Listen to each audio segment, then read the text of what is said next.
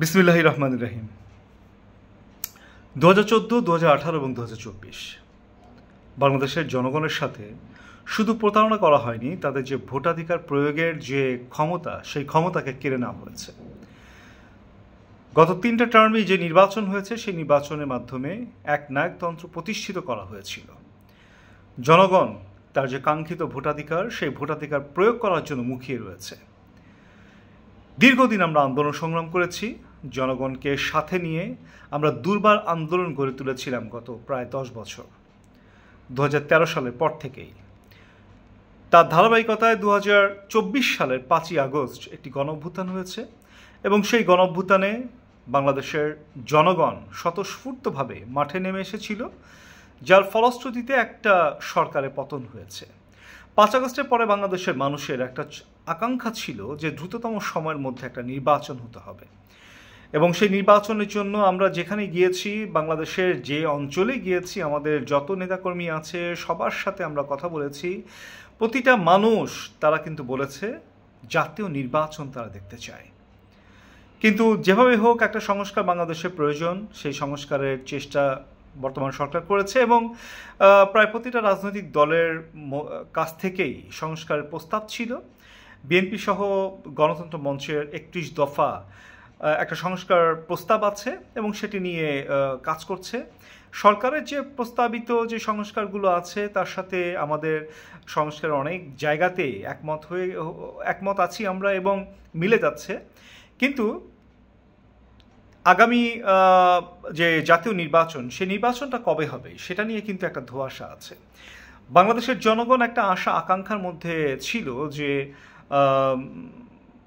বাংলাদেশ জাতীয়তাবাদী দল বিএনপির ভারপ্রাপ্ত চেয়ারম্যান জনাব তারেক রহমান এবং বাংলাদেশের অন্তর্বর্তীকালীন সরকার প্রধান ডক্টর মোহাম্মদ ইউনূসের সাথে যে আলাপ হয়েছে, যে বৈঠক হয়েছে লন্ডনে, তারপরে বাংলাদেশের জনগণের মধ্যে কিন্তু একটা খুবই আকাঙ্ক্ষা ছিল, একটা উৎসব ছিল, আমেজ ছিল যে নিশ্চয়ই তাদের যে যৌথ বিবৃতি 2026 সালের ফেব্রুয়ারির মধ্যে নির্বাচন, সেই নির্বাচনের দিকে কিন্তু জনগণ এগিয়ে যাচ্ছিল। এবং বিএনপি সহ বিভিন্ন রাজনৈতিক দল ঈদের পরে কিন্তু একটা আন্দোলনের ব্যাপার ছিল যে যদি জাতীয় নির্বাচনে কোনো রোডম্যাপ ঘোষণা করা না হয় তাহলে আন্দোলনমুখী হবে বাংলাদেশের জনগণ। কিন্তু যেহেতু একটা বৈঠক হয়েছে, সে বৈঠকের পরে বাংলাদেশের জনগণ আশা নিয়ে বসে আছে যে নিশ্চয়ই অন্তর্বর্তীকালীন সরকার প্রধান ডক্টর মোহাম্মদ ইউনূস এবং বিএনপির ভারপ্রাপ্ত চেয়ারম্যান তারেক রহমান, তারা যেহেতু যৌথ বিবৃতি দিয়েছে যে ফেব্রুয়ারির মধ্যে নির্বাচন হতে পারে, অতএব নির্বাচন নিয়ে মানুষের আশা আবার নতুন করে জেগেছে। কিন্তু এখন আমরা দেখছি যে নানা দিক থেকে নানাভাবে অনেক ধরনের ষড়যন্ত্র তত্ত্ব তৈরি হয়েছে। হঠাৎ করে আমরা দেখতে পাচ্ছি যে স্থানীয় নির্বাচন জাতীয় নির্বাচনের আগে করার চেষ্টা করা হচ্ছে বা চিন্তাভাবনা করা হচ্ছে। অন্তর্বর্তীকালীন সরকার প্রধান ডক্টর মোহাম্মদ ইউনূস নির্বাচন কমিশন, যিনি চিফ ইলেকশন কমিশনার আছেন, তাকে ডেকে নিয়ে কথা বলেছেন এবং তাদের মধ্যে রুদ্ধদ্বার বৈঠক হয়েছে। কি বৈঠক হয়েছে আমরা কেউ জানি না, তবে বাতাসে বিভিন্ন গুঞ্জন আছে। আমরা শুনতে পাচ্ছি যে স্থানীয় নির্বাচন করার চেষ্টা করছে নাকি সরকার এবং নির্বাচন কমিশন। আমরা হয়তো অচিরেই বুঝতে পারবো যে নির্বাচন কমিশন আসলে কি চাচ্ছে বা সরকার কি চাচ্ছে।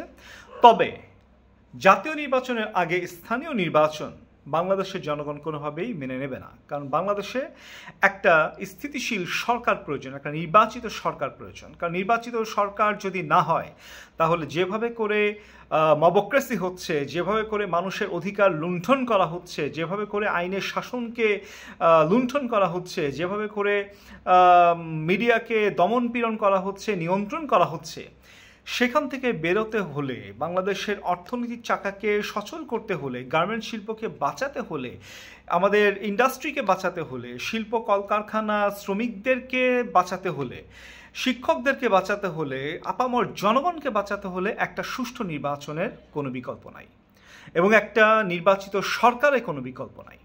অতএব সেই নির্বাচিত সরকার আসতেই হবে, এজন্য জাতীয় নির্বাচনটাই আগে হতে হবে।